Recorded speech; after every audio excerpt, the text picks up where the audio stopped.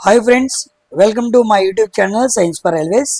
ఈరోజు మనం RRB ALP 2024లో జరిగే ఒక ఎక్స్పెక్టెడ్ సైన్స్ పేపర్ని మనం ఆలోచిద్దాం.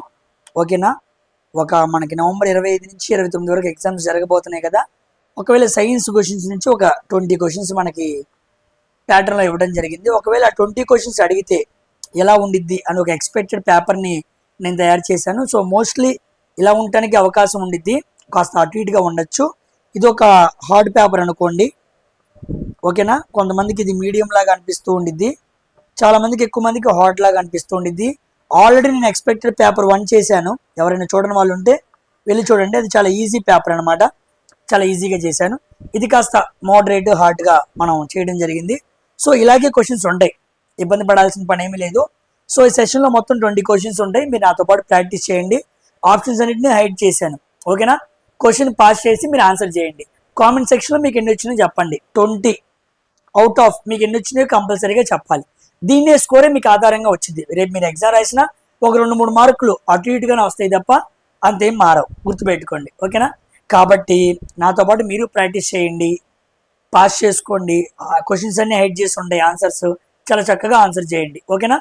ఇక వెళ్దాం, ఆలస్యం చేయకుండా మన వీడియోలోకి వెళ్దాం. ప్రతి క్వశ్చన్ డీప్గా అనాలిసిస్ చేసి మరొకసారి మనం సైన్స్ మీద మంచి అవగాహన తెచ్చుకుందాం. ఓకేనా?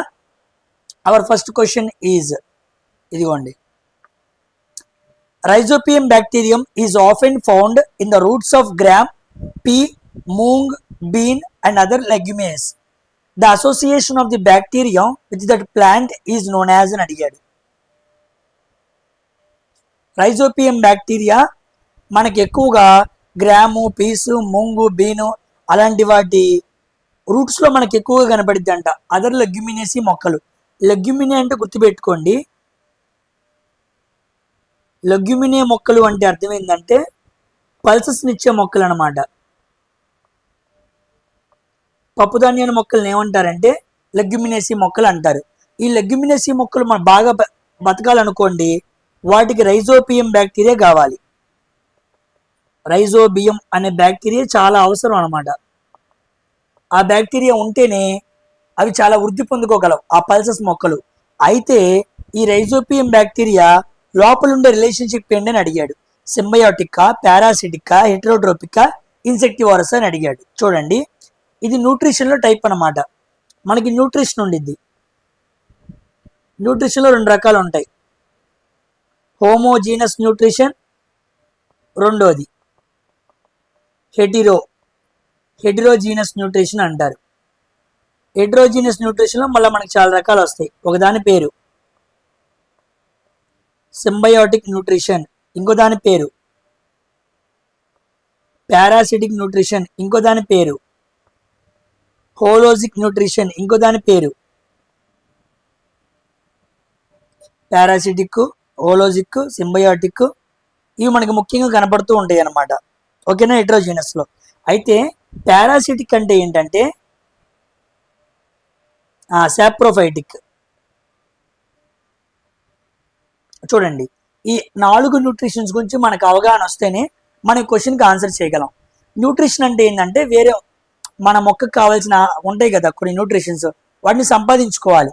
వాటిని సంపాదించుకునే రకాల్లో హోమోజీనియస్, హెటరోజీనియస్ అని 2 రకాలు ఉంటాయి. సింబయోటిక్ అంటే అర్థం ఏంటంటే మ్యూచువల్గా సహాయం చేసుకుంటాయి అన్నమాట, మ్యూచువల్ హెల్ప్. ఉదాహరణకి ఒక మొక్క ఉంది,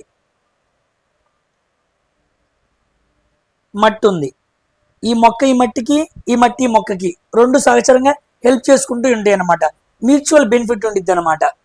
అలా మ్యూచువల్ బెనిఫిట్, దాని న్యూట్రిషన్ ఇది, దీని న్యూట్రిషన్ అది, 2 పంచుకుంటూ ఉన్నాయి అనుకోండి, సింబయోటిక్ అంటారు. సాప్రోఫైటిక్ అంటే వేరే వాళ్ళ మీద బ్రతకడం అనమాట, వేరే మొక్కల మీద బ్రతకడం. వేరే మొక్కల ఆహారాన్ని తయారు చేసుకుంటే వాటి మీద పడి ఇవి తింటాయి అనమాట, వాటిని సాప్రోఫైటిక్ అంటారు. హోలోజిక్ అంటే చంపుకొని తింటాం అనమాట. మనం చేస్తున్నాం కదా హ్యూమన్స్ యొక్క న్యూట్రిషన్ ఏంటంటే హోలోజిక్. మనం బయటికి వెళ్ళి మనకన్నా బలహీనమైన వాటి ఉంటాయి కదా, వాటిని చంపి తింటున్నాం, హోలోజిక్. సాప్రోఫైటిక్ ఏంటంటే చనిపోయిన వాటి మీద బ్రతికి బతుకుతూ ఉంటాయి అన్నమాట. ఉదాహరణకి బ్యాక్టీరియా, ఫంగస్ ఇలాంటివి ఏముంటాయి, చనిపోయిన జంతువులు, చనిపోయిన మొక్కలు ఉంటాయి కదా, వాటి మీద పడి ఈ రెండు రకమైన జీవులు బ్యాక్టీరియా ఫంగస్ బ్రతుకుతూ ఉంటాయి. కాబట్టి చనిపోయిన వాటి మీద బతికేవేమో సాప్రోఫైటిక్, చంపుకొని తినేవేమో హోలోజిక్. పారాసిటిక్ అంటే వేరే వాళ్ళు తయారు చేసుకున్న ఆహారాన్ని వాటి మీద పడి బ్రతుకుతాయి అన్నమాట. సింబయోటిక్ అంటే రెండు కష్టపడి దీనికి ఇది దానికి ఇది హెల్ప్ చేసుకుంటూ ఉంటాయి. అయితే రైజోబియం బ్యాక్టీరియా అనేది సింబయోటిక్ అనమాట, సింబయోటిక్ రిలేషన్షిప్. ఎందుకంటే రైజోబియం అనే బ్యాక్టీరియా సాయిల్కి బాగా అవసరం, సాయిల్కి రైజోబియం బ్యాక్టీరియా అవసరం. సో దీనికి ఇది అవసరం, దీనికి ఇది అవసరం, రెండు కలిపి హెల్ప్ చేసుకుంటూ ఉన్నాయి కాబట్టి దాన్ని సింబయోటిక్ రిలేషన్షిప్ అంటారు. ఓకేనా, చాలా ఇంపార్టెంట్ ఇది. ఓకేనా, ఎక్కువగా మనకి రైజోబియం బ్యాక్టీరియా ఎక్కడ ఉండిచ్చిందని చెప్పాను, లెగ్యుమినేసి మొక్కలు అనగా చిరుధాన్యాల మొక్కలు లేదా పల్సెస్ లో మనకి ఎక్కువగా దొరుకుతూ ఉండిద్ది. ఈ న్యూట్రిషన్ గుర్తుపెట్టుకోండి, సింబయోటిక్, పారాసిటిక్, హోలోజిక్. అది ఇంకా ఇన్సెక్టివోరస్ అంటే ఏంటంటే కొన్ని మొక్కలు ఉంటాయి, అవి మనకి పాత సినిమాల్లో కనబడుతూ ఉంటాయి, ఇలా నోరు తెరుచుకొని ఉంటాయి అన్నమాట. ఎప్పుడైతే ఒక చిన్న కీటకం వచ్చిద్దో ఆ కీటకం రాగానే ముడుచుకుపోతాయి అన్నమాట, ముడుచుకుపోయి ఆ కీటకాన్ని మింగేస్తాయి. కాబట్టి చిన్న చిన్న కీటకాలని, ఇన్సెక్ట్స్ని చంపి వాటిని తిని వాటి ద్వారా న్యూట్రిషన్ సంపాదించుకున్నాయి అనుకోండి, వాటిని ఇన్సెక్టివోరస్ ప్లాంట్స్ అంటారు. వాటికి ఇంకో పేరే పిక్చర్ ప్లాంట్స్ అంటారు. చాలా ఇంపార్టెంట్ అండి, అడిగాడు ఇది. పిక్చర్ ప్లాంట్స్ అంటారు, గుర్తుపెట్టుకోండి.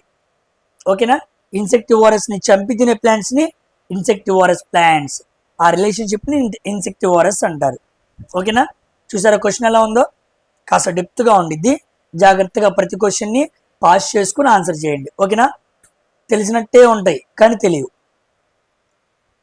నెక్స్ట్ క్వశ్చన్, ఇది మనకి లైట్ అనే కాన్సెప్ట్ నుంచి అడిగాడు. An incident ray strikes a plane mirror at an angle of 20 degrees with the mirror. The angle between the incident ray and reflected ray. చూడండి, ఇది తలం అనుకుందాం, ఇది నార్మల్.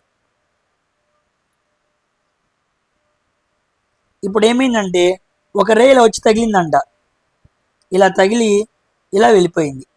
దీన్నేమో యాంగిల్ ఆఫ్ రిఫ్లెక్షన్ అంటారు, దీన్నేమో యాంగిల్ ఆఫ్ ఇన్సిడెన్స్ అంటారు, దీన్నేమో incident angle అంటారు, దీన్నేమో reflected angle అంటారు. ఓకేనా, అయితే the angle between the incident angle and reflected angle, క్వశ్చన్లో అది అడగల, ఈ మధ్య కోణం ఎంత అని అడిగాడు, థీటా ఎంత అని అడిగాడు. చూడండి, angle of incident equal to angle of reflection, అంతే కదా. ఎంత డిగ్రీస్ యాంగిల్తో అది వచ్చి తగిలింది, 20 డిగ్రీల కోణంతో తగిలింది. ఎంత కోణంతో తగిలిందో అంతే కోణంతో రిఫ్లెక్ట్ అయ్యింది, కాబట్టి 20 డిగ్రీలు. ఇటు పక్కన 20, ఇటు పక్కన 20. చూడండి, స్ట్రైట్ లైన్ యాంగిల్ ఎంత, ఇక్కడ 20 ఉంది, ఇక్కడ 20 ఉంది. స్ట్రైట్ లైన్ యాంగిల్ ఎంత, 180. ఇక్కడ ఎంత పోయింది, 20, 20, 40 పోయింది. మిగిలిందంతా 140 డిగ్రీస్. సో ఆన్సర్ ఎంత, 140 డిగ్రీస్ అనమాట. Theta equal to 140 degrees. Straight line angle 180 అనుకుంటే ఇటు పక్కన 20, అటు పక్కన 20 పోయింది, మిగతాది 140. ఓకేనా, కాబట్టి యాంగిల్ ఆఫ్ ఇన్సిడెంట్కి యాంగిల్ ఆఫ్ రిఫ్లెక్టెడ్కి మధ్య కోణం అడిగాడు, చాలా జాగ్రత్తగా ఆన్సర్ చేయాలి. ఒక రిఫ్లెక్షన్ జరిగినప్పుడు angle of incident equal to angle of reflection. ఈ పాయింట్ గుర్తుపెట్టుకోండి, చాలా important. Coming to third question, చూడండి, వాట్ ఈజ్ హెవీ వాటర్ అన్నాడు. What is heavy water? ఈ హెవీ వాటర్ అనేది మనం ఎక్కడ చదువుతామంటే న్యూక్లియర్ రియాక్టర్లో చదువుతాం, న్యూక్లియర్ రియాక్టర్స్లో చదువుతాం. ఫిజిక్స్లో అనుకోండి మోడర్న్ ఫిజిక్స్ అనమాట, మోడర్న్ ఫిజిక్స్ అనే యూనిట్ ఉండిద్ది, అక్కడ మనం చదువుతాం. న్యూక్లియర్ రియాక్టర్లో బాగా హీట్ జనరేట్ అయింది కదా, ఆ హీట్ని తగ్గించడానికి 2 డిగ్రీస్ అనమాట, తగ్గించడానికి మనం DTOని వాడతాం. DTOని హెవీ వాటర్ అంటారు. ఏమంటారు? Heavy water. ఇంకో పేరు చెప్పాలనుకోండి డ్యూటూరియం ఆక్సైడ్ అంటారు, డ్యూటూరియం ఆక్సైడ్ అంటారు దీన్ని. అయితే ఇది ఎలా వచ్చింది అని అడిగాడు. What is heavy water? Water mixed with ozone gas కాదు, water mixed with minerals of heavy metals కాదు, వాటర్ మిక్స్డ్ విత్ మినరల్స్ కాదు. కరెక్ట్ ఆప్షన్ ఏంటంటే 4th ఆప్షన్ అనమాట, water formed with isotopes of hydrogen. హైడ్రోజన్కి ఐసోటోప్స్ ఉంటాయి. H1 H1 H1 దీన్ని protium అంటారు, దీన్ని డ్యూటేరియం అంటారు, దీన్ని ట్రిటియం అంటారు. ఈ డ్యూటేరియం ఉంది కదా, ఈ హైడ్రోజన్ ఐసోటోప్తో ఈ హెవీ వాటర్ అనేది ఫామ్ అయింది అనమాట. అందుకే వాటిని D2O అంటారు, హెవీ వాటర్ అంటారు. కాబట్టి fourth option is the right answer for this question. Heavy water అనేది ఐసోటోప్స్ యొక్క హైడ్రోజన్తో తయారైంది. ఓకేనా? Coming to our fourth question. చూడండి, ఇది మనకు ప్రాబ్లం అడిగాడు. A ball of 0.1 kg mass equal to 0.1 kg.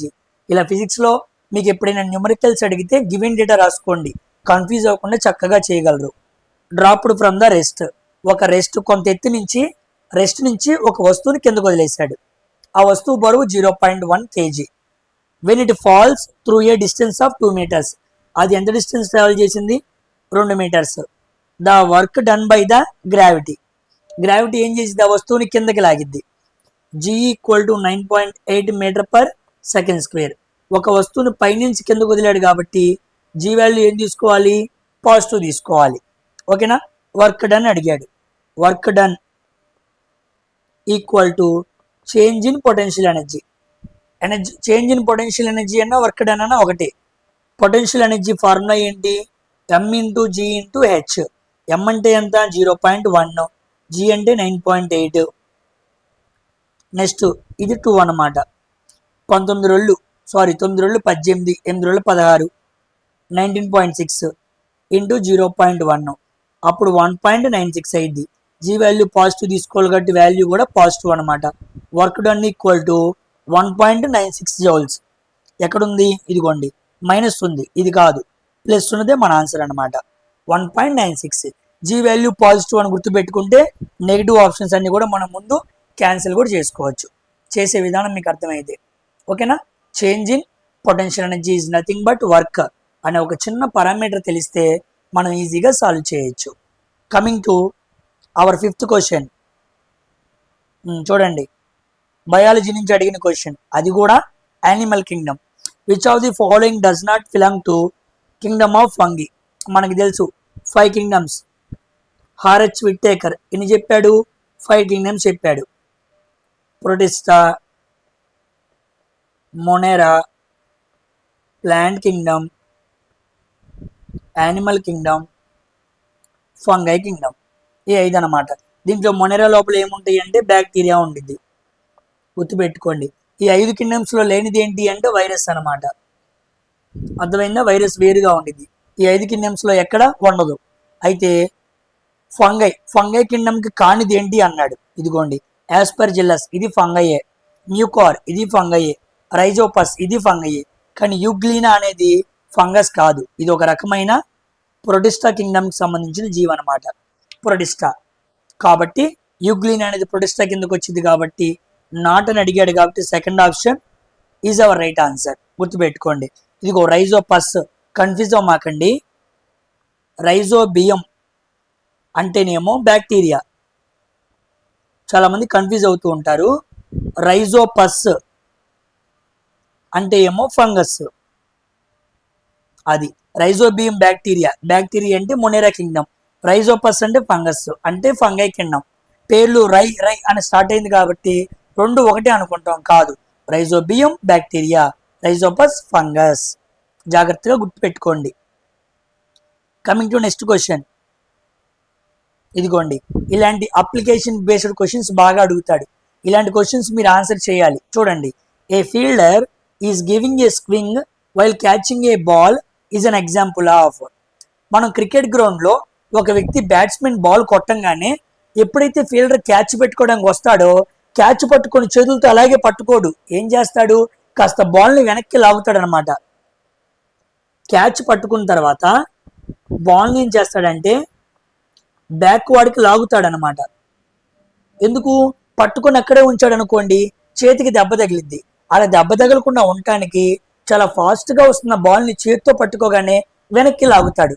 అలా లాగిన దాంట్లో న్యూటన్ సెకండ్ లా ఉందా, ఫస్ట్ లా ఉందా, ఇనర్షియా ఉందా, థర్డ్ లా ఉందా అని అడిగాడు. చూసారు ఎలా ఉందో క్వశ్చన్. ఆన్సర్ చేయండి, పాస్ చేసుకొని చాలా జాగ్రత్తగా. చూడండి, ఇక్కడ మనకు ఒక విషయం తెలియాలి. Momentum equal to mass into velocity. Next impulse equal to force into time అనమాట. అంటే ఒక వస్తువు చాలా ఫోర్స్గా వస్తుంది అనుకోండి, దాన్ని ఎక్కువసేపు మనం టైం పెంచామనుకోండి, ఫోర్స్ని కంట్రోల్ చేయొచ్చు అనమాట. అంటే by applying large force in short duration of టైంని ఇంపల్స్ అంటారు. మన చేతిలో బాల్ పడింది కదా, అది మన చేతిలో ఎక్కువసేపు ఉండేలాగా ఏం చేయాలి, టైంని పెంచాలి. వీ నీడ్ టు ఇంక్రీజ్ టైంని ఎక్కువసేపు పెంచామనుకోండి, బాల్ మన చేతుల మీద చూపించే ప్రభావం అనగా ఫోర్స్ అనేది తగ్గిద్ది అనమాట. ఓకేనా.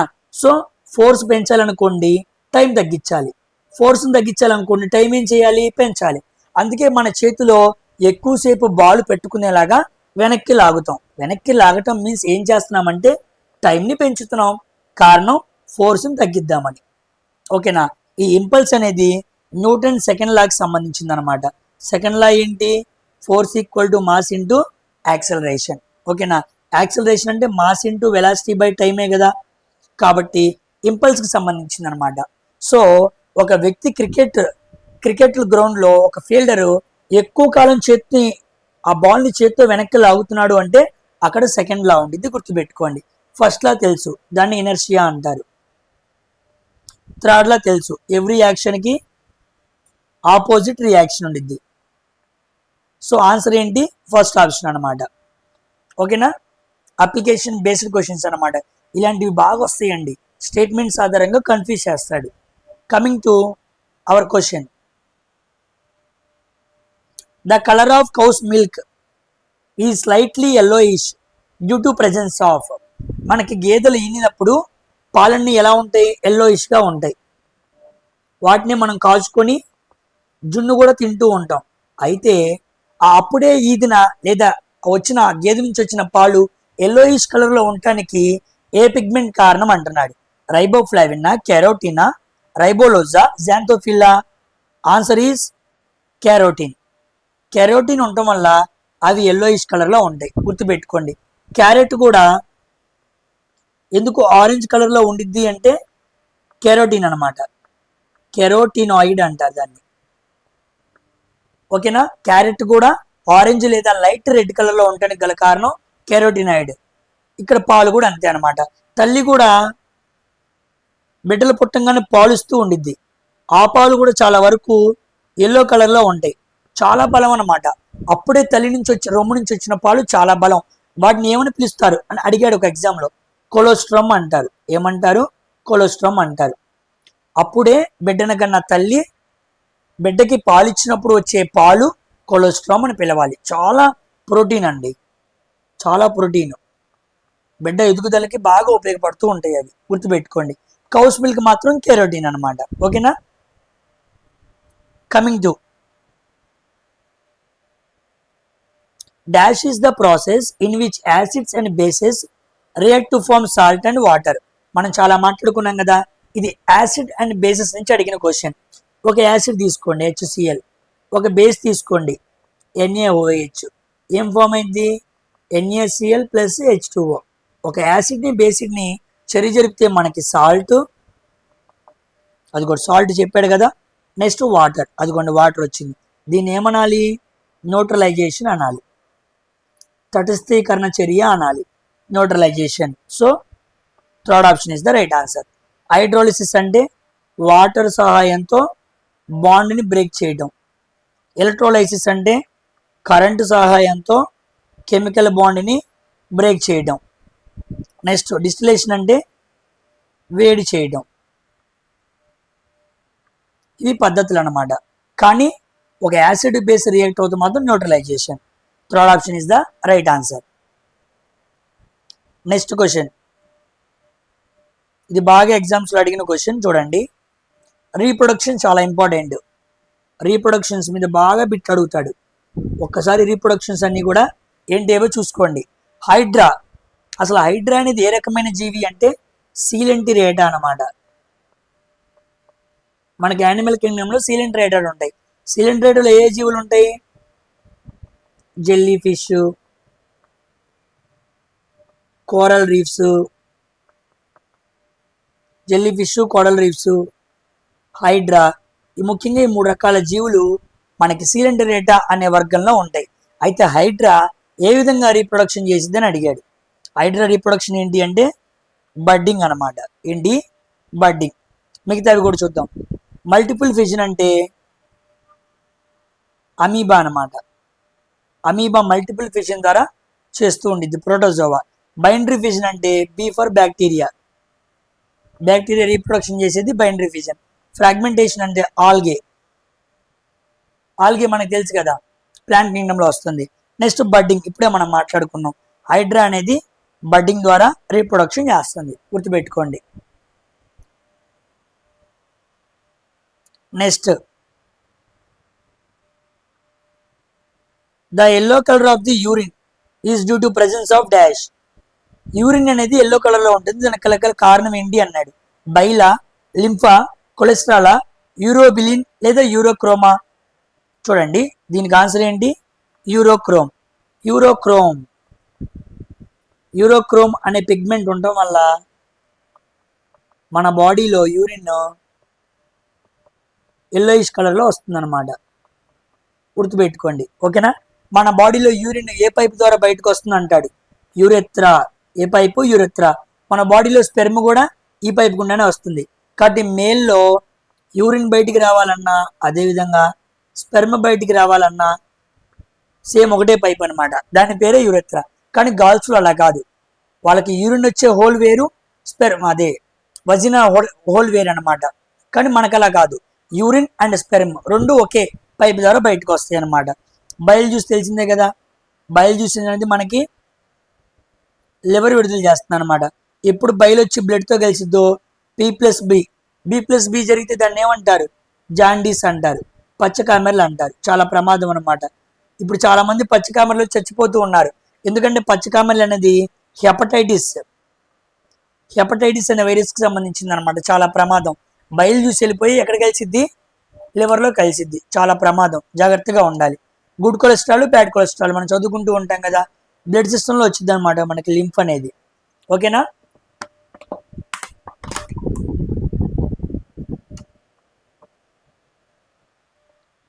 Coming to next question. చూడండి, ఇలా మ్యాచింగ్ అడిగాడు. Match the points under list. మనం మ్యాచింగ్ చేయాలి. ఫస్ట్ది పోరిఫెరా అన్నాడు. పోరిఫెరా అంటే, సినేడియా అంటే, మొలస్కా అంటే, ఆర్థోపోడా అంటే మనం మ్యాచింగ్ చేయాలి. చూడండి, పోరిఫెరా అనే మన కింగ్డమ్లో ఎక్కువగా స్పాంజెస్ ఉంటాయి అనమాట. స్పాంజెస్, ఆ ఎగ్జాంపుల్స్ అన్ని స్పాంజెస్ అని కనబడితే పోరిఫెరా అని పెట్టేయండి. ఒకటో దానికి ఏ. అబ్బా, ఇదిగోండి ఫస్ట్ ఒకే ఆప్షన్, రైట్ ఆన్సర్. సింపుల్గా పెట్టేయచ్చు. దొరికిపోయింది పేపర్, బిట్టు దొరికిపోయింది. కాస్త గట్టిగా ఇవ్వాలి, ఇంకా ఇవ్వలేదు. Next, Cnidaria. నిడేరియా అంటే చూడండి, నిడేరియా అన్న సీలెంటరేటా అన్న ఒకటే అనమాట. ఇందాకే మాట్లాడుకున్నాం. సీలెంటరేటా అంటే జెల్లీ ఫిష్, రెండో దానికి డి. ఇదిగోండి. Next, mollusca. మొలస్కా అంటే మెత్తడి చర్మం ఉండిద్ది అనమాట. మొలస్కాకి ఎగ్జాంపుల్స్ ఏంటి? Octopus, cuttlefish. ఇప్పుడు మాట్లాడుకునే స్క్విడ్ అనమాట. మనం తినం కానీ చైనీస్ బాగా తింటారు స్క్విడ్. అర్థమైందా? చేత్తో పట్టుకోగానే దొరకదనమాట, జారిపోతూ ఉండిద్ది. అందుకే మనకి నెట్ఫ్లిక్స్లో స్క్విడ్ గేమ్స్ అని ఒక సిరీస్ కూడా వచ్చాడు. వాళ్ళు కూడా అంతే. చాలా మంది ఆ స్క్విడ్ గేమ్ సిరీస్ బాగా ఫేమస్ అయిందనమాట. దాని థీమ్ కూడా అలాగే ఉంటుంది అనమాట. పట్టుకోవడానికి ప్రయత్నం చేస్తారు కానీ దొరకకూడదు అనే థీమ్తో తయారు చేశారు. స్క్విడ్ కూడా అదే అనమాట. ఈ 3 రకమైన జీవులు మొలస్కా. Next, Arthropoda. ఆర్థోపోడా అంటే సెంటిపీడ్ అనమాట. ఆర్థోపోడా అనే ఫైలంలో మనకు వచ్చేది సెంటిపీడ్. చాలా మందికి తెలియదు సెంటిపీడ్ అంటే. తెలుగులో చదివితే ఉపయోగం అని అడుగుతూ ఉంటారు. ఇలాంటి వాటికి తెలుగులోనే కన్వర్షన్ చేస్తాడు. సెంటిపీడ్ అంటే ఏంటో తెలుసా? ఇంగ్లీష్లో చాలా మందికి తెలియదు, కానీ తెలుగులో చెప్పగానే మీరే చెబుతారు. మన బాత్రూంలో ఎప్పుడు కనపడుతూనే ఉండిద్ది కాళ్ళజెర్రీ. కాళ్ళజెర్రీ అంటాం కదా, చెవుల్లోకి వాటిలోకి వెళితే చాలా ప్రమాదం అంటాం కదా, దాన్నే సెంటిపీడ్ అంటారు. ఓకేనా? గుర్తుపెట్టుకోండి. ఆర్థోపోడా అనే ఫైలం కిందకి అది వచ్చింది అనమాట. సో అది మ్యాచింగ్. సో మూడో దానికి బి, నాలుగో దానికి సి. ఒక ఆప్షన్తో మనం ఈజీగా పెట్టేయచ్చు. అన్ని చోట్ల అలా ఉండదండి. కొన్నిసార్లు 4 తెలిస్తే కానీ అయ్యేలా డిజైన్ చేస్తాడు ఇన్విజిలేటర్, జాగ్రత్తగా ఉండాలి. నెక్స్ట్, ఇది మనకి హీట్ అనే కాన్సెప్ట్ నుంచి అడిగిన question. Identify the incorrect statement. అంటే దీంట్లో 3 రైట్ ఉన్నాయి, ఒక రాంగ్ ఉంది. చూద్దాం. The flow of heat is from hotter body to colder body. అంతే కదా, వేడి ఎప్పుడు కూడా హాట్ నుంచి కోల్డ్కి ట్రాన్స్ఫర్ అయింది. రైట్ ఆన్సరే. నెక్స్ట్ మూడో option, conduction of heat is done when heat is connected with in a medium from hotter to cooler. ఇప్పుడే మాట్లాడుకున్నాం, హాట్ నుంచి కోల్డ్కి మాత్రమే హీట్ ట్రాన్స్ఫర్ అయింది. సేమ్ అదే point. Next, when water is heated in a pot the heat transfer takes place through convection. Hot పాట్లో ఒక వాటర్ని పాట్లో వేసి వేడి చేసినప్పుడు అది కన్వెక్షన్ పద్ధతి ద్వారా హీట్ అయిద్దంట. చూడండి, హీట్ ట్రాన్స్ఫర్ అయ్యే పద్ధతులు 3 ఉంటాయి. ఒకటి కండక్షన్, సాలిడ్ మెటల్స్ ద్వారా. ఇంకోటి కన్వెక్షన్, అంటే వాటరు, గ్యాస్. కండక్షన్ అంటే ఏమో సాలిడ్ అనమాట. లిక్విడ్, గ్యాస్ ఏమో కన్వెక్షన్ మెథడ్ ద్వారా ట్రాన్స్ఫర్ అవుతూ ఉంటాయి. సాలిడ్ అనుకోండి కండక్షన్ ద్వారా ట్రాన్స్ఫర్ అయింది. మూడోది ఉంది, దాని పేరే రేడియేషన్. రేడియేషన్ ద్వారా హీట్ ట్రాన్స్ఫర్ అయ్యేటప్పుడు దానికి మీడియం అక్కర్లేదు అనమాట. ఏమక్కర్లేదు? మీడియం అక్కర్లేదు. ఇప్పుడు చూడండి, second option, all mode of heat transfer requires medium. All mode of heat transfers required medium అన్నాడు. అన్నిటికీ మీడియం కావాలన్నాడు. తప్పు. ఇదిగో రేడియేషన్కి మీడియం అక్కర్లేదు కదా, కానీ వాడు క్వశ్చన్లో ఏమన్నాడు? అన్ని మీడియంస్, అన్ని చోట్ల హీట్ ట్రాన్స్ఫర్ అవ్వాలంటే మీడియం కావాలన్నాడు. రేడియేషన్లో అక్కర్లేదు కదా. So second option is the wrong answer. ఇదే ఇన్కరెక్ట్ అనమాట. రేడియేషన్కి అక్కర్లేదు. రేడియేషన్ అంటే ఎగ్జాంపుల్ ఏందనుకున్నారు? సన్ ఉంది కదా, సన్ నుంచి భూమి మీదకి, ఎత్తి మీదకి ఏమవుతుంది? హీట్ అనేది వస్తుంది. వస్తుందా లేదా? ఎక్కడో చాలా దూరంలో సన్ ఉంది, అక్కడి నుంచి కాంతి, వేడి రెండు భూమి మీదకి వస్తున్నాయి కదా. అలా రావటానికి గల కారణం రేడియేషన్ అనే పద్ధతి ద్వారా హీట్ ట్రాన్స్ఫర్ జరిగిందనమాట. ఓకేనా? ఇలా మనం ఆలోచించి సాల్వ్ చేయాలి. ఈ 3 మెథడ్స్ గుర్తుపెట్టుకోండి. హీట్ ట్రాన్స్ఫర్ అయ్యేటప్పుడు ఈ 3 పద్ధతుల ద్వారా ట్రాన్స్ఫర్ అయ్యిద్ది అని గుర్తుపెట్టుకోండి, చాలా important. Coming to the smallest and longest bone. The smallest and longest bones in the human body are. మన హ్యూమన్ బాడీలో చిన్నది, తక్కువది, పొడవైంది బోన్స్ ఏంటి అని అడిగాడు. Stapes, ఫిబ్యులా, tibia, femur. ఇదిగోండి స్టేపిస్, ఫీమర్ అనమాట. స్టేపిస్ అంటే ఎక్కడ ఉండిద్ది? చెవులో ఉండిద్ది. చెవులో ఉండేది ఏంటి? ఇంకస్, మ్యాలస్, స్టేపిస్ అనమాట. ఈ 3 బోన్స్ మనకి చెవిలో ఉంటాయి అన్నమాట. గుర్తుపెట్టుకోండి. ఫీమర్ అంటే థై బోన్ అనమాట. తొడ దగ్గర ఉండేది ఏంటి? ఫీమర్. కాబట్టి లాంగెస్ట్ అంటే ఏమో ఫీమర్, షార్టెస్ట్ అంటే ఏమో స్టేపిస్ అనమాట. ఓకేనా? ఇది మనకి స్కెలిటల్ సిస్టమ్ నుంచి అడిగిన క్వశ్చన్. నెక్స్ట్, డైజెషన్ నుంచి అడిగాడు. Dash contains an enzyme called lingual lipase which break down fats అనమాట. డాష్ కంటైన్స్ అన్ ఎంజైమ్ కాల్డ్ లింగ్యువల్ లైపేజ్. చూడండి, లింగ్యువల్ అంటే అర్థమైందంటే నోటికి సంబంధించిన అర్థం, మౌత్కి సంబంధించిన అర్థం. మౌత్లో మనకి సలైవా ఉండిద్ది. సలైవాలో మనకు 2 ఎంజైమ్స్ ఉంటాయి. ఒక దాని పేరు ఎమైలేజ్, ఇంకో దాని పేరు లైపేజ్ అనమాట. ఇదేమో కార్బోహైడ్రేట్స్ని డైజెషన్ చేసిద్ది, ఇదేమో ఫ్యాట్స్ని డైజెషన్ చేసిద్ది. కాబట్టి లింగ్యువల్ లైపేజ్ అన్నాడు, అది ఫ్యాట్స్ని బ్రేక్ డౌన్ చేసిద్ది అన్నాడు. అది ఎక్కడ ఉండిద్ది? సలైవాలో ఉండిద్ది. So 4th option saliva is the answer అనమాట. గుర్తుపెట్టుకోండి. కాబట్టి నోటిలో కార్బోహైడ్రేట్స్, ఫ్యాట్స్ ఈ 2 ఒక డైజెషన్ అనేది స్టార్ట్ అయింది. మరి ప్రోటీన్స్ ఒక డైజెషన్ ఎక్కడ స్టార్ట్ అయింది? మీరు కామెంట్ సెక్షన్లో చెప్పండి. కార్బోహైడ్రేట్స్, ఫ్యాట్స్ అయితే నోటిలో డైజెషన్ స్టార్ట్ అయింది. ఓకే, మరి ప్రోటీన్స్ ఒక డైజెషన్ ఎక్కడ స్టార్ట్ అయింది? కామెంట్ సెక్షన్లో కామెంట్ చేయండి. ఓకేనా? నెక్స్ట్, లార్జ్ ఇంటెస్టైన్ మనకు తెలిసిందే. స్మాల్ ఇంటెస్టైన్ డైజెషన్ ఎక్కడ కంప్లీట్ అయింది? డైజెషన్ అనేది కంప్లీట్ అయ్యేది ఎక్కడ అంటే స్మాల్ ఇంటెస్టైన్లోనే అయింది. అర్థమైందా? పొట్టలో జీర్ణం కాని ఆహారాన్ని ఏమనాలి? కైమ్ అనాలి. ఏమనాలి? కైమ్. గుర్తుపెట్టుకోండి, పొట్టలో జీర్ణం కాని ఆహారాన్ని కైమ్ అనాలి. బోలస్ అంటే నోటిలో జీర్ణం కాని ఆహారాన్ని ఏమనాలి? నోటిలో జీర్ణం కాని ఆహారాన్ని బోలస్ అనాలి.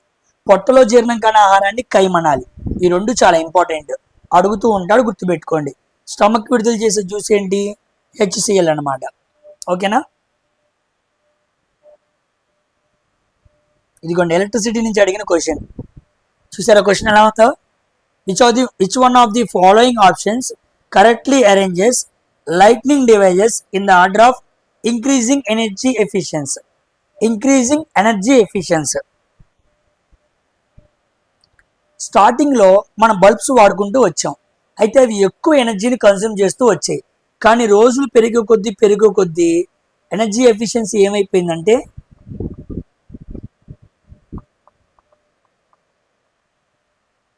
పెరుగుతూ వచ్చిందనమాట.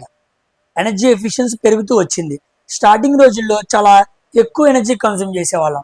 ఇప్పుడు అంత ఎనర్జీ కన్జ్యూమ్ చేయకూడదు, తక్కువ రేటుకి ఎక్కువ ఎనర్జీ కన్జ్యూమ్ చేయాలి, వేస్ట్ అవ్వకూడదు అనమాట. కానీ పాత రోజుల్లో అలా కాదు, చాలా హీట్ లాస్ అవుతూ జరుగుతూ ఉండేది. అలా మనకి ఇచ్చాడు కొన్ని bulbs, incandescent bulbs, CFL, tubelight, LED అని ఇచ్చాడు. చూడండి, స్టార్టింగ్ రోజుల్లో మనం ఏం వాడేవాళ్ళం తెలుసా? ఇన్కాండిసెంట్ వాడేవాళ్ళం.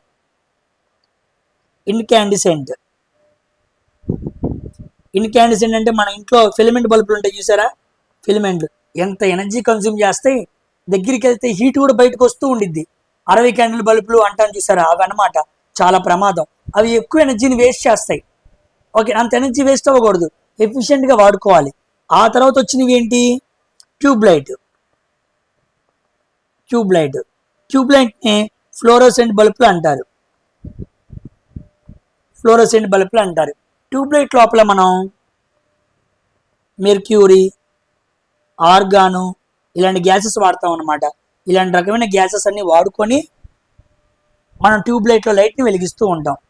నెక్స్ట్ మూడోది ఏంటంటే సిఎఫ్ఎల్ అనమాట. సిఎఫ్ఎల్స్ దీన్ని ఏమనాలంటే కాంపాక్ట్ ఫ్లోరోసెంట్ బల్బ్స్ అనాలి. ఇవి కూడా కాస్త ఎనర్జీని బాగానే వాడతాయి. కానీ ఇప్పుడు అందరూ వాడుతుంది ఏంటి? ఎల్ఈడి అంటే లైట్ ఎమిటింగ్ డయోడ్. అంతా కూడా ఎల్ఈడి ట్యూబ్లైట్స్, ఎల్ఈడి బల్బులే అనమాట. ఇది ఆర్డర్. సో ఫస్ట్ ఇన్కాండిసెంట్, దాని తర్వాత ట్యూబ్లైట్, దాని తర్వాత సిఎఫ్ఎల్, దాని తర్వాత LED. 4th option is the right answer. ఎనర్జీని ఎఫిషియెంట్గా మనం ఇలా వాడుకుంటున్నాం. ఎల్ఈడి, అంతకుముందు సిఎఫ్ఎల్ దగ్గర ఎనర్జీ లాస్ అయ్యాం, ట్యూబ్లైట్ దగ్గర ఎనర్జీ లాస్ అయ్యాం, ఇన్కాండిసెంట్ దగ్గర కూడా అయ్యాం మనం. ఇప్పుడు ఎల్ఈడి దగ్గర చాలా చక్కగా వాడుకున్నాం. అందుకే ఎల్ఈడి బల్బులు వాడితే కరెంట్ కాస్త తక్కువ వచ్చింది అంటున్నారు. ఇప్పుడు ఎలా వాడినా వస్తుంది అనుకోండిలే, కానీ తక్కువ వచ్చింది అంటారు. ఓకేనా? చూసారా ఎలక్ట్రిసిటీ నుంచి ఎలా అడిగాడో? ఇలా ఇంక్రీజు, డిక్రీజు, స్టేట్మెంట్స్, మ్యాచింగ్ ఇలా అడుగుతూ ఉంటాడు. పేపర్ని జాగ్రత్తగా పెట్టాలి. కమింగ్ టు నెక్స్ట్ క్వశ్చన్ చూడండి. Which of the following option is correct about the distance time graph of an object moving with constant speed? Speed అనమాట. ఇదిగోండి, ఇది డిస్టెన్స్, ఇది టైము. డిస్టెన్స్ టైం గ్రాఫ్ మనం తీసుకున్నాం. ఆబ్జెక్ట్ ఎలా మూవ్ అవుతుందంట? Moving with constant స్పీడ్తో పెరుగుతూ వెళ్తుందంట. ఇదిగోండి, కాన్స్టెంట్ స్పీడ్తో పెరుగుతూ వెళ్తుందంటే ఇలా గీయాలి. దీన్ని ఏమంటారు తెలుసా? పారాబోలిక్ అంటారు. కాబట్టి డిస్టెన్స్కి టైంకి గ్రాఫ్కి ఇచ్చినప్పుడు వస్తువు మూవింగ్ విత్ కాన్స్టెంట్ స్పీడ్తో వెళ్తే ఆ గ్రాఫ్ ఎలా ఉండిద్ది అంటే it's a parabolic graph. 4th option is the right answer. ఇవి 3 తప్పు అనమాట. ఓకేనా? ప్యారల్గా ఉండదు, ప్యారల్గా ఉండిద్ది, ప్యారల్ టు ఎక్స్ యాక్సిస్ తప్పే, ప్యారల్ టు వై యాక్సిస్ కూడా తప్పే. ఇలా పారాబోలిక్గా ఉండిద్ది ఎప్పుడు? కాన్స్టెంట్ స్పీడ్తో వెళ్తున్నప్పుడు. గుర్తుపెట్టుకోండి. Coming to next question.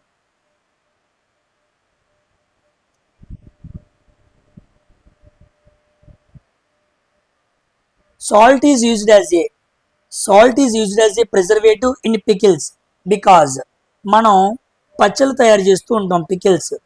ఆ పికిల్స్ తయారు చేస్తున్నప్పుడు సాల్ట్ను వాడుతూ ఉంటాం.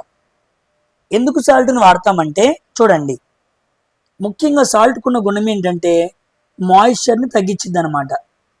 మాయిశ్చర్ని తగ్గించడం వల్ల మైక్రో ఆర్గానిజమ్స్ ఉంటాయి, చిన్న చిన్న జీవులు ఉంటాయి, బ్యాక్టీరియా ఫంగస్ లాంటి జీవులు ఉంటాయి, అవి పెరగకుండా తగ్గించవచ్చు అనమాట.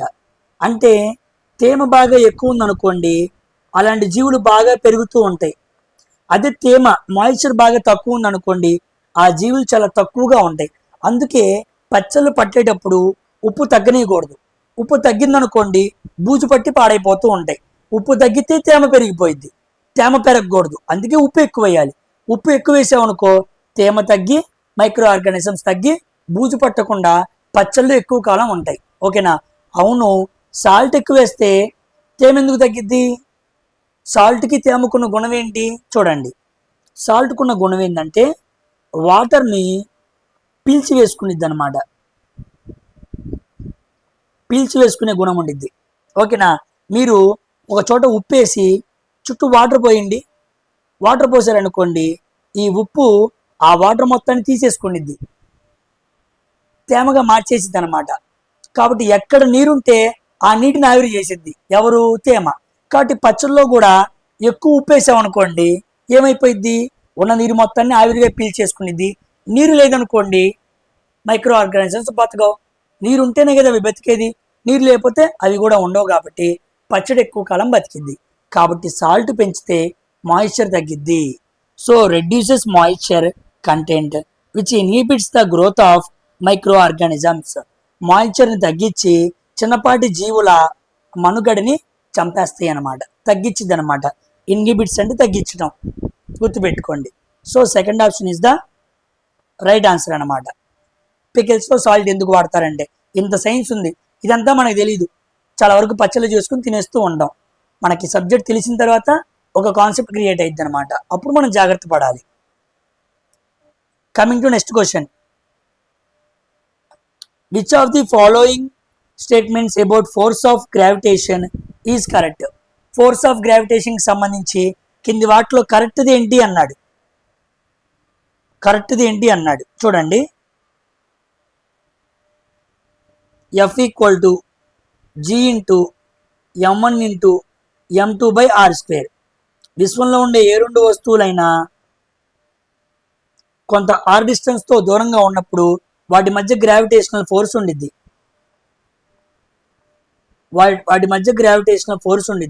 ఆ గ్రావిటేషనల్ ఫోర్స్ ఏంటని అడిగాడు. Gravitational force it can be as attractive as repulsive అన్నాడు. అది అట్రాక్ట్ చేసుకునేది రిపల్ చేసిద్ది అంట. తప్పు. ఎందుకు? గ్రావిటేషనల్ ఫోర్స్ ఎప్పుడు కూడా అట్రాక్టివ్ అనమాట. భూమి ఎప్పుడు తన వైపు ఒక వస్తువుని లాక్కుంటుంది, కానీ భూమి వైపు నుంచి బయటికి నెట్టివేయట్లేదు కదా. కాబట్టి అట్రాక్టివ్ అన్నదే రైట్, రిపల్సివ్ అన్నది రాంగ్. సో స్టేట్మెంట్ 2 రాంగ్ అయిపోయింది. Next, it is a unique force which only the earth possesses. Gravitational force అనేది కేవలం ఎర్త్ మీద మాత్రమే ఉందా? కాదు. విశ్వంలో ఎన్నో గ్రహాల్లో ఉంది, ఎన్నో గ్యాలక్సీల్లో ఉంది, వేరు వేరు గ్రహాల మీద కూడా ఉందిగా, చివరికి మూన్ మీద కూడా ఉంది గ్రావిటేషనల్ ఫోర్స్. కానీ వాడు ఏమన్నాడు? ఓన్లీ ఎర్త్ అన్నాడు. సో 3వ ఆప్షన్ కూడా రాంగ్ అనమాట. నెక్స్ట్, స్ట్రాంగ్ ఫోర్స్ అన్నాడు. ఇది తప్పే. చాలా మంది గ్రావిటేషనల్ ఫోర్స్ స్ట్రాంగ్ ఫోర్స్ అనుకుంటారు. మీకు క్వశ్చన్ తెలుసా? మన నేచర్లో వీకెస్ట్ ఫోర్స్ ఏంటో తెలుసా? గ్రావిటేషనల్ ఫోర్సే. Weakest force in nature is gravitational force. కాబట్టి స్ట్రాంగ్ ఫోర్స్ కాదు. ఈ 3 ఆప్షన్స్ రైట్ అంటే ఇంకోటి ఏంటి? ఫస్ట్ ఆప్షనే right. It is a non contact force. మన మీద గ్రావిటీకి టచ్ లేదు. మనం ఇక్కడ భూమి మీద ఉన్నాం, ఒక వస్తువుని పైకి వేసాం, ఏదైనా తాడు లాంటిది కనబడుతుందా? లేదుగా, నో కాంటాక్ట్ కదా. కానీ పైకి వేసిన వస్తువు కిందకి లాగబడుతుంది కదా. కాంటాక్ట్ లేకుండా ఉన్న ఫోర్స్నే గ్రావిటేషనల్ ఫోర్స్ అంటారు. సో ఫస్ట్ ఆప్షన్ అనేది రైట్, మిగతా 3 రాంగ్. గ్రావిటేషనల్ ఫోర్స్ మీద మంచి గ్రిప్ ఉంటేనే క్వశ్చన్ ఆన్సర్ చేయగలం. చూసారా ఎలా అడిగాడో? చాలా ఇంపార్టెంట్. ఇంకో పాయింట్ చెబుతా చూడండి. మన విశ్వంలో స్ట్రాంగెస్ట్ ఫోర్స్ ఏంటి అనుకున్నారు? న్యూక్లియర్ ఫోర్స్ అన్నమాట. స్ట్రాంగెస్ట్ ఫోర్స్ని న్యూక్లియర్ ఫోర్స్ అంటారు, వీకెస్ట్ ఫోర్స్ని గ్రావిటేషనల్ ఫోర్స్ అంటారు. వీకెస్ట్ ఫోర్స్ ఏమో గ్రావిటేషనల్ ఫోర్స్, స్ట్రాంగెస్ట్ ఏమో న్యూక్లియర్ ఫోర్స్. గుర్తుపెట్టుకోండి, నెక్స్ట్ ఎగ్జామ్స్లో అడిగే అవకాశం ఉంది. కమింగ్ టు ఇదిగోండి అప్లికేషన్ ఓరియంటెడ్ క్వశ్చన్స్ అనమాట, జాగ్రత్తగా చదవాలి. Bags with wide straps are preferred to carry heavy loads. The reason for this. Bags with wide straps, మన సూట్ కేసును మోస్తున్నప్పుడు పైన కాడలు ఉంటాయి. ఆ కాడ మనకి చాలా పొడవుగా ఇస్తాడనమాట, ఏరియా ఎక్కువగా ఇస్తూ ఉంటాడు. ఓకేనా, అంతే కదా. పెద్ద సూట్ కేసును మోయాలనుకోండి చిన్నగా పెడతాడా, మనం పైన మోస్తాం కదా ఒక యాంకర్ లాగా. పెద్ద సూట్ కేసును మోసేటప్పుడు ఇలాంటి చిన్న యాంకర్స్ ఇవ్వడు, ఇలాంటి పెద్ద యాంకర్స్ ఇస్తాడు. ఇలా పెద్దగా ఇచ్చాడంటే ఏరియాని ఏం చేశాడు, పెంచాడు. అవును, సూట్ కేసును తయారు చేసినప్పుడు పెద్ద సూట్ కేసును మోసేటప్పుడు అలాంటి హ్యాండిల్స్కి ఎందుకు ఏరియా ఎక్కువ ఇచ్చాడు అంటే ఇక్కడ ఇచ్చాడు చూడండి. Pressure equal to force by area. మనం ఏరియాని పెంచామనుకోండి ప్రెషర్ ఏమైంది, తగ్గిద్ది. కాబట్టి పెద్ద సూట్ కేసును మోయాలనుకోండి ఆ హ్యాండిల్స్ ఒక ఏరియాని పెంచుతాడు, ఏరియాని పెంచాడు, ప్రెషర్ ఏమైంది, తగ్గిద్ది. అందుకే సూట్ కేసును మన చేతితో మోయగలం, మన మీద బరువు ఉండదు అనమాట. కాబట్టి increase in area of contact reduces pressure exited. Third option is the right answer. ఏరియాని పెంచడం వల్ల ప్రెషర్ ఏమైంది, తగ్గింది. సో ఏరియాని పెంచాడు, ప్రెషర్ తగ్గింది. అలా తగ్గడం వల్ల మన చేతుల మీద ప్రభావం తక్కువ ఉండిద్ది. అప్పుడు ఎక్కువసేపు ఆ సూట్ కేసుని మనం మోయగలం. ఓకేనా, అందుకే పెద్ద పెద్ద సూట్ కేసులకి హ్యాండిల్స్ చాలా గట్టిగా పెద్దగా ఇస్తాడనమాట. దాని వెనకాల కూడా ఫిజిక్స్ ఉంది, అదే ప్రెషర్ అనమాట. Pressure equal to force by area. గుర్తుపెట్టుకోండి, ప్రెషర్ని దేంట్లో కొలుస్తారు, పాస్కల్స్లో కొలుస్తారు. ఓకేనా, చాలా ఇంపార్టెంట్ ఇది. చూసారా, అప్లికేషన్ ఓరియంటెడ్ కాన్సెప్ట్ తెలిస్తే ఇన్బిల్ట్ చేసి ఆన్సర్ చేయాలి. చూడండి, ఇదే మన చివరి question, the 20th question. In which of the following cases the line depicting the distance time graph is parallel to time axis. అన్నాడు. చూడండి, ఇట్లాంటి క్వశ్చనే వేరేలా అడిగాడు. ఇది డిస్టెన్స్ అంట, ఇది టైం అంట. అయితే ఇప్పుడు ఇలా ఒక రే వచ్చింది, ఎలా ఉంది, ప్యారలల్ టు టైం యాక్సిస్ అనమాట. Parallel to time axis. ఎప్పుడైతే మనం గ్రాఫ్ గీసామో ఇలాగా టైం యాక్సిస్కి ప్యారల్గా ఏమైనా లైట్ ఒక రే వచ్చింది అనుకోండి, డిస్టెన్స్ టైం రెండు ఎలా ఉన్నట్టు అంటే యూనిఫామ్ మోషనా, నాన్ యూనిఫామ్ యాక్సిలరేటెడ్ మోషనా, యూనిఫామ్ యాక్సిలరేటెడ్ మోషనా, ఆబ్జెక్ట్ ఎట్ రెస్ట్ అంటే ఆబ్జెక్ట్ ఎట్ రెస్ట్. ఎప్పుడైతే ఆబ్జెక్ట్ రెస్ట్ పొజిషన్లో ఉండిద్దో మనకి గ్రాఫ్ ఇలా ఉండిద్ది అనమాట. ఇందాక మనం మాట్లాడుకున్నాం కదా, కాన్స్టెంట్ స్పీడ్తో వెళ్తుంది అనుకోండి ఇలా పెరిగిద్ది. ఓకేనా, మీకు 4 బొమ్మలు ఉంటాయి ఇక్కడ, సింపుల్గా చూద్దా చూడండి. నెక్స్ట్ ఎగ్జామ్స్లో చాలా ఇంపార్టెంట్, ఉపయోగపడతాయి. ఇది డిస్టెన్స్, ఇది టైము, ఇది డిస్టెన్స్, ఇది టైము, ఇది డిస్టెన్స్, ఇది టైము, ఇది డిస్టెన్స్, ఇది టైము. ఇలా వచ్చిందనుకోండి ఆబ్జెక్ట్ రెస్ట్గా ఉన్నట్టు అనమాట. ఆబ్జెక్ట్ రెస్ట్గా ఉంది. ఇలా ఉందనుకోండి యూనిఫామ్ మోషన్తో వెళ్తుంది అనమాట. యూనిఫామ్ మోషన్తో వెళ్తుంది. ఇలా వెళ్ళింది అనుకోండి ప్లస్ ఇంక్రీజ్ కాన్స్టాంట్ స్పీడ్ అనమాట. ప్లస్ ఇంక్రీజ్ కాన్స్టాంట్ స్పీడ్ అనమాట. ఇలా వచ్చింది అనుకోండి నెగిటివ్ అనమాట, డిక్రీజ్ కాన్స్టాంట్ స్పీడ్ అనమాట. Decrease constant speed. మనం డిస్టెన్స్ బై టైం వేసాం అనుకోండి స్పీడ్ వచ్చింది. కాబట్టి ఆ వచ్చే స్పీడ్కి 4 గ్రాఫ్లు ఉంటాయి అన్నమాట. ఆబ్జెక్ట్ రెస్ట్లో ఉంటే ఇలా ఉండిద్ది, ఆబ్జెక్ట్ యూనిఫామ్ మోషన్లో వెళ్తే ఇలా ఉండిద్ది, కాన్స్టాంట్ స్పీడ్తో పెరుగుతూ వెళ్తే ఇలా ఉండిద్ది, కాన్స్టాంట్ స్పీడ్తో తగ్గుతూ వెళ్తే ఇలా వస్తుంది. ఈ 4 చాలా ఇంపార్టెంట్.